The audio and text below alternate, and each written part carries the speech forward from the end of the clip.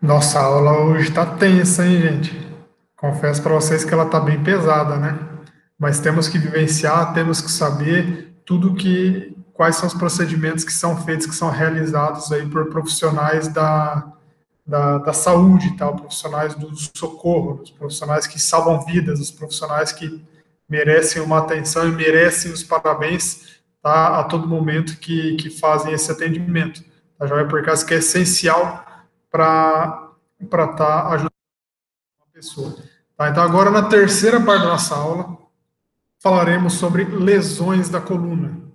Tá, vamos imaginar uma coluna vertebral.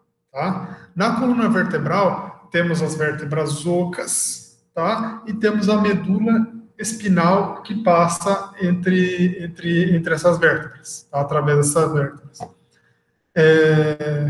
As lesões da coluna vertebral, elas podem estar ocasionando um desalinhamento dessas vértebras, tá? Então, pensem aqui.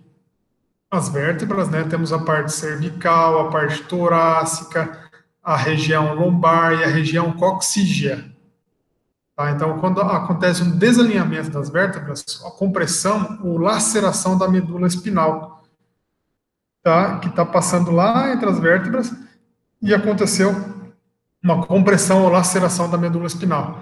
Tá? Então, isso aí pode ser fragmentos de osso ou disco. Tá? O disco vertebral é o que está entre as vértebras. Tá? Então, temos uma vértebra, outra vértebra, e aqui temos o disco intervertebral. Tá? São aqueles que têm a função de amortecer os impactos, né, que ajudam aí no nosso dia a dia. Numa suspeita de lesão da coluna vertebral, temos que primeiramente imobilizar cabeça, pescoço e manter o tronco alinhado, tá? Então, de uma forma alinhada. Salvo exceções, né, ou equívocos em que a vítima ela sente dor ou essas coisas assim.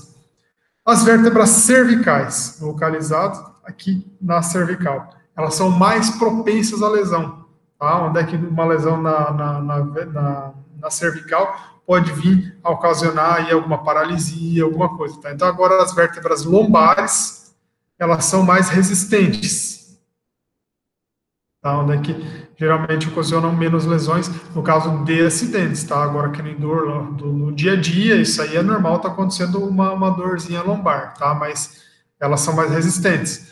Agora, as vértebras torácicas, que está lá na região do tronco, e as vértebras sacras e coxígeas, que é lá na região do cóccix, elas já acontecem com menor frequência, tá? Elas acontecem com menor frequência, essas lesões. Ou seja, resumindo, as vértebras cervicais, elas são mais propensas a lesões.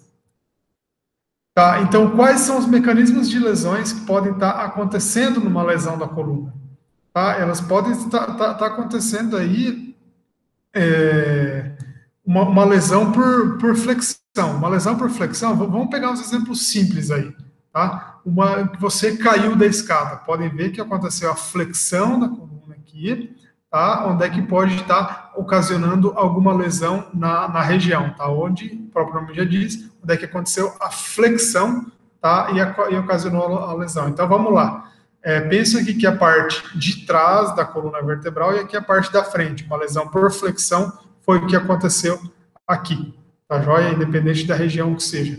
Agora, quando uma lesão por hiperextensão da coluna, temos um acidente de carro, por exemplo, tá? Eu estou caminhando, estou andando de carro lá em alta velocidade e aconteceu o que?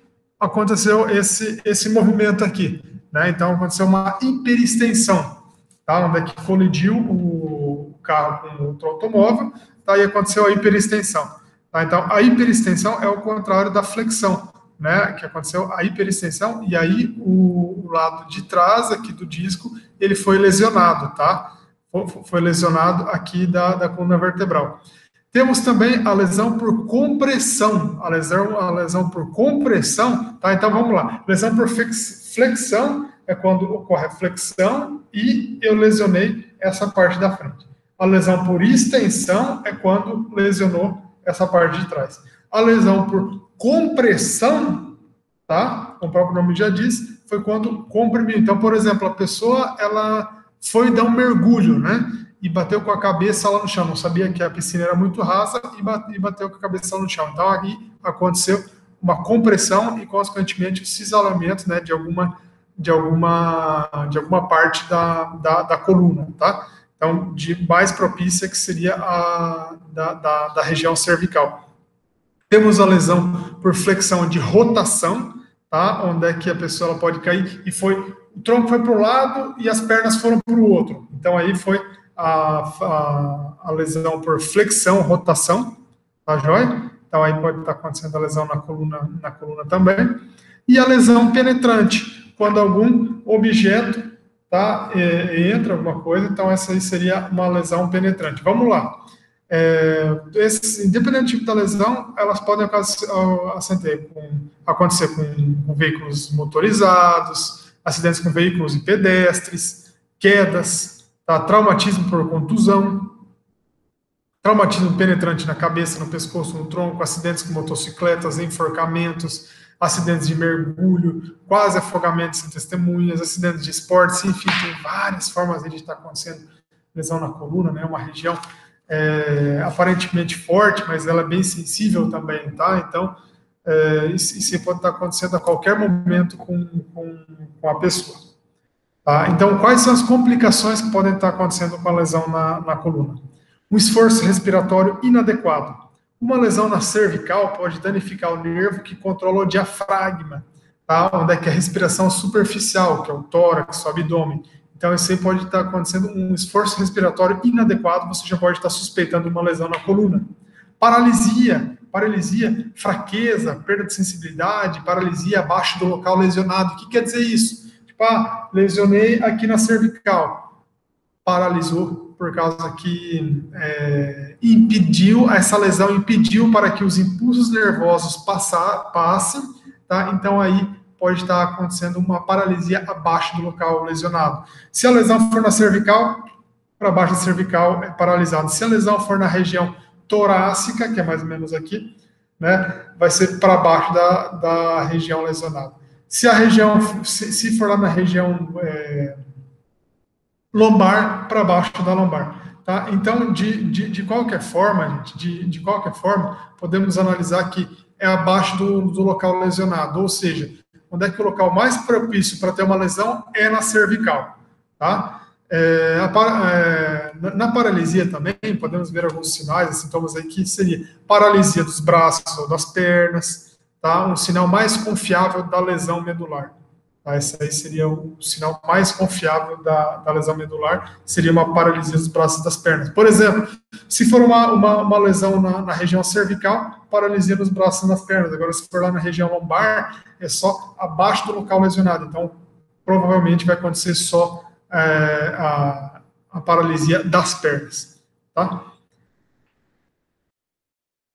Para nós avaliarmos as vítimas, gente, para fazermos a avaliação da vítima, primeiramente temos que analisar a magnitude da lesão, tá? Então, se serviço de resgate médico treinado tá apto para isso, tá? O mecanismo da lesão, onde é que devemos fazer perguntas para a vítima, procurar não rolar a vítima, não movimentar, palpar suavemente e avaliar a força da pessoa. Tá? Então, agora a gente vai falar especificamente sobre cada uma dessas situações. Tá? Então, primeiramente, seria avaliar o mecanismo da lesão, especialmente o tipo do movimento e a magnitude da força que ocasionou a lesão. Se foi um trauma, se foi uma colisão, se foi um tombo, se foi uma queda. Tá? Então, mesmo que a vítima possa se movimentar ou caminhar, pode haver uma lesão medular. Então, por essa razão, sempre suspeite de danos medulares e mantenha a vítima imobilizada, né? Então, assim, você sempre está procurando fazer várias perguntas para a vítima, tá? Essas perguntas para vítimas, o que seriam? Então, se ela sente dor no pescoço ou nas costas, tá? Se ela dizer que não, então permita que a vítima ela se mova a cabeça ou o pescoço. Não permitir, em momento nenhum, que ela movimenta a cabeça ou o pescoço, tá? Perguntar para ela o que aconteceu, aonde dói, se ela consegue movimentar a mão ou os pés, Tá? Então, sempre, né, não procurando uma resposta, às vezes analisando, né, se ela movimenta, procurar orientá-la para não estar fazendo esse tipo de movimento brusco. E se você consegue sentir, perguntar assim, você, né, vai estar fazendo lá a palpação nela, perguntar para ela se ela consegue sentir que ela está tocando os dedos das mãos, ou dos pés, tá? Se ela consegue movimentar as mãos ou os pés, tá? Procurar sempre, né, por exemplo, a mão, os pés, procurar, ela não deixar ela movimentar o tronco, a cabeça e o pescoço, tá, gente? Então seria mais de uma forma específica, falando do movimento das extremidades, né? Se ela consegue diferenciar qual dedo do pé você está palpando, tipo, palpou o dedão, o mindinho, a mesma coisa da mão, se ela consegue estar diferenciando isso. Se ela consegue diferenciar o dedo da mão, qual que está apertando, né? Se foi o indicador, se foi o dedão, se foi o medial, tá? Então, procurar não rolar a vítima, a menos que haja uma necessidade imperiosa para tal, tá? Então, evitar fazer esse tipo de movimento. Então, vamos lá. É, primeiramente, você vai verificar se há sensibilidade ou deformidade na cervical. Tá? Depois, da mesma forma que está acontecendo aqui nessa gravura. Depois, você vai verificar se há sensibilidade ou deformidade na coluna vertebral. Tá? Onde é que vocês podem ver que tem uma técnica de rolamento bem específica sendo feita aí pelos profissionais treinados para tal. Tá? Onde a cabeça, tórax, né, eles movimentam tudo de forma em bloco. Né? Então, orientado para tocar o dedo e beliscar o pé para avaliar a sensibilidade e a resposta à dor, tá? Avaliar o movimento dos pés ou dos dedos, solicitando que a vítima realize os movimentos de rotação. Tá? Só que essa aí tem que ser sempre estar palpando suavemente, né, vendo se a pessoa tem a força para tal. Pedir para que a vítima, né, ela empurre, você vai colocar as mãos, né, contra os pés, da forma que está aqui na figura, para avaliar a força. E se a mesma força está tendo entre ambos os membros, né, porque às vezes pode estar um mais forte e o outro mais fraco. Então você vai estar avaliando dessa forma. Tocar o dedo, né, ou beliscar a mão, para avaliar a sensibilidade ou a resposta à dor. Tá? Você também vai avaliar o movimento das mãos e dos pés, solicitando que a vítima realize movimentos de rotação. Use o aperto da mão, tá? Pedir para a pessoa, né, apertar a mão para verificar se tem a força em ambos os membros, da mesma forma que você fez os pés, pediu para empurrar, aqui você vai estar pedindo para apertar. Tá? E além disso, né, uma vítima com nível de consciência alterado, ela pode responder somente a estímulos dolorosos. Então, observe como a vítima responde. Tá? Então, às vezes, né, quando a consciência dela já está alterada, né, então ela só pode, muitas vezes, estar respondendo a estímulos dolorosos, né, e não quando você está perguntando alguma coisa assim para ela. Tá? Então, você tem que estar procurando sempre avaliar dessa forma aí também. Observar o mecanismo da lesão, os danos medulares, se tem uma inconsciência, a lesão medular, né? A cabeça, os pescoços, eles devem estar alinhados em posição neutra, procurar contusões, deformidades, e questione as pessoas que estavam no local sobre o acidente, tá? O que pode ter acontecido nesse caso, tá bom?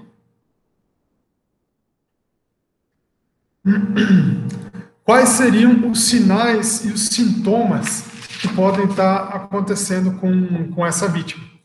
Dor, sensibilidade, deformidade, cortes, equimoses, paralisia e movimento doloroso. Eu quero que vocês prestem atenção, tá? Vamos pegar aqui essa questão aqui dos cortes e equimoses, tá? Onde as vítimas com fraturas do pescoço, elas podem apresentar cortes e equimoses na cabeça ou na face. As vítimas com lesões em outras áreas da coluna apresentarão lesões e equimoses nos ombros, dorso e abdômen. Então, vejam bem a diferença. As vítimas com fraturas no pescoço podem apresentar cortes e equimoses na cabeça ou na face, atrás da orelha, nos olhos, né? Agora, quando as vítimas são com lesões em outras áreas da coluna, por exemplo, apresentarão equimoses nos ombros, tá? Dorso e abdômen, tá joia? Então, para a gente saber diferenciar aí também dos cortes equimoses. E também temos as etapas da checagem dos sinais e sintomas, tá? Então, quando as vítimas elas estão inconscientes, ou quando elas estão conscientes, desculpa. Então, você teria que fazer todas aquelas perguntas que já comentamos. Procurar por equimoses, cortes, deformidades, tá? Avaliar as áreas de sensibilidade, deformidade, sensibilidade anormal. Tá? Então, a força, né, ela pode ser determinada com a pressão contra o pé ou até mesmo com o aperto da mão. Agora, quando as vítimas elas estão inconscientes, como é que seriam essa checagem aí? Você vai avaliar a respiração, você vai procurar cortes, equimoses, deformidades, avaliar as deformidades e sensibilidade, perguntar a outras pessoas o que aconteceu, as pessoas que estão em volta, tá? E também sondar as solas dos pés e depois as palmas das mãos, para que um objeto pontiagudo possa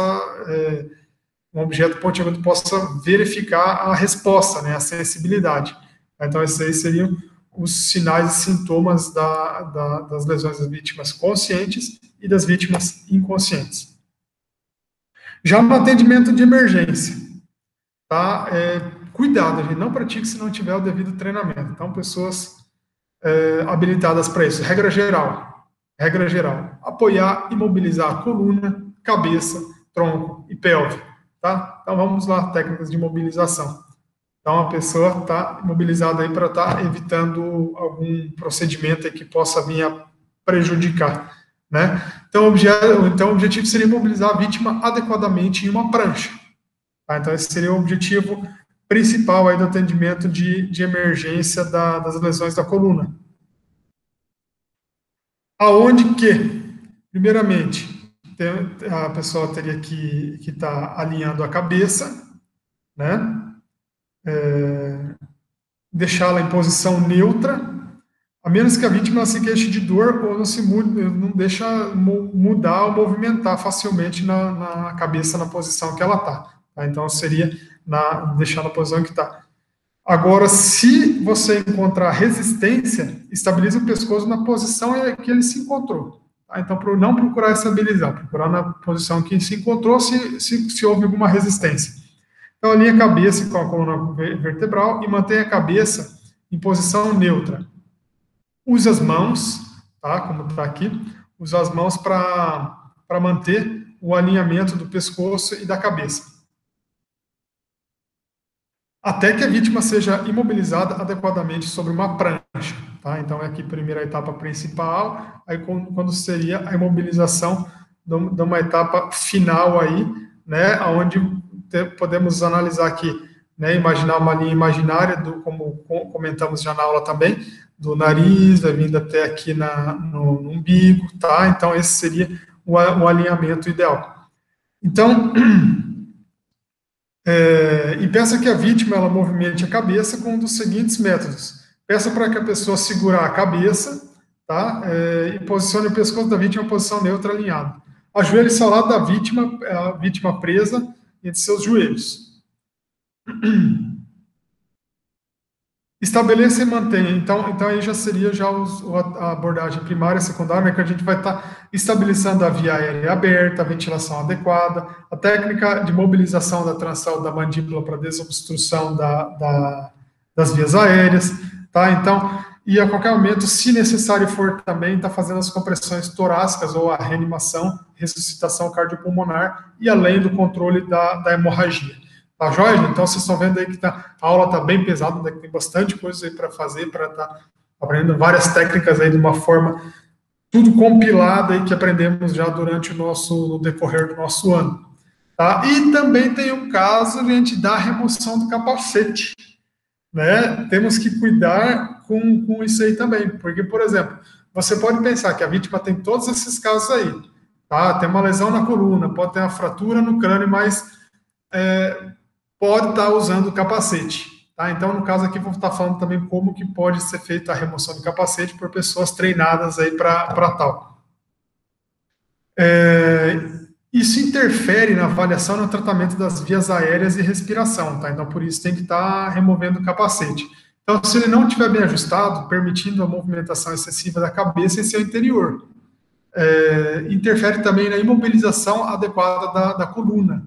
E a vítima pode apresentar a parada cardíaca, tá? Então, por isso tem que estar sendo feita a remoção do capacete. Primeiro lugar, se a pessoa estiver usando óculos, está fazendo a remoção dos óculos antes de você retirar o capacete. Tá? Então, o socorrista deve estabilizar o capacete colocando as mãos em cada lado do capacete. Vamos lá, nessa figura 1 aqui. Colocou a mão em cada lado do capacete e os dedos na mandíbula, na maxilar inferior, tá? Então, pode ver que os dedos estão aqui na mandíbula e a palma da mão aqui, ela encontrou-se no capacete, para impedir qualquer movimento, beleza? Então, aqui temos também, vamos imaginar nessa segunda etapa aqui, que temos um segundo socorrista, temos também o segundo socorrista.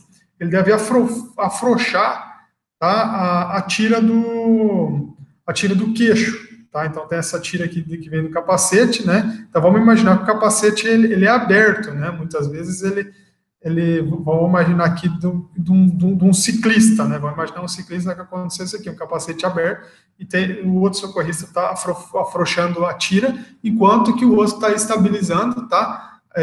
Aqui, segundo a maxila, e apoiando no capacete. Então, o segundo socorrista também, ele deve colocar uma das mãos sobre a mandíbula, tá? Então, aqui, ó, pode estar vendo aqui, depois de afrouxado, né? Depois de afrouxado, ele colocou a mão sobre a mandíbula, no ângulo do maxilar, e a outra mão na face posterior do crânio. Então, pode estar vendo aqui que está na face posterior do crânio e apoiando na mandíbula. Tá joia? Então, aqui, o socorrista, né, esse socorrista, por exemplo, aqui, primeiramente ele estava com a mão, né, aqui, tá, enquanto que a outra estava afrouxando. Afrouxou, posicionou mais ou menos a mão onde é que estava do primeiro socorrista, tá? E aí o socorrista agora o primeiro socorrista, ele vai estar podendo fazer, se estiver segurando o capacete, deve afastar as bordas, né, procurando, né, para liberar os ouvidos ali, tá afastando as bordas, deslizar suavemente o capacete até a metade da cabeça da vítima, até parar, beleza? Então aqui ele foi tirando, então o socorrista, ele está mantendo a estabilização do pescoço, ele deve se reposicionar, tá? Deslizando as mãos sobre a cabeça da vítima para apoiá-la após a retirada completa do capacete. Então, retirou o capacete, então vai ter que estar fazendo reposicionamento, tá? E estabilizou aqui a cabeça da vítima, né? Então, o primeiro socorrista, ele deve retirar o capacete completamente, tá? Ele retirou aqui, então, lembrando que o primeiro socorrista está de uma forma aqui que está imobilizando a cabeça da pessoa. Chegou o segundo socorrista, tirou a tira do capacete, afrouxou. E aí, feito isso, estabilizou aqui a cabeça da vítima, aí a primeira socorrista retirou o capacete. Então, a vítima deve ser imobilizada, né, como descrito anteriormente no caso de lesão medular. Tá? Então, vocês vão ver que são todos os procedimentos aí, onde é que temos que ter a devida prática, além do conhecimento teórico, né? Temos que ter o conhecimento prático, né? O devido treinamento, e não é na primeira vez nem na segunda vez que a gente vai conseguir fazer todos esses procedimentos, né? Na primeira, segunda, terceira, quarta, quinta, sexta, né? A gente tem que treinar muito para estar fazendo esse tipo de treinamento, tá? E de salvamento da nossa vítima. Tá? Então, aqui são algumas referências utilizadas, tá? E agradeço muito a atenção de cada um de vocês.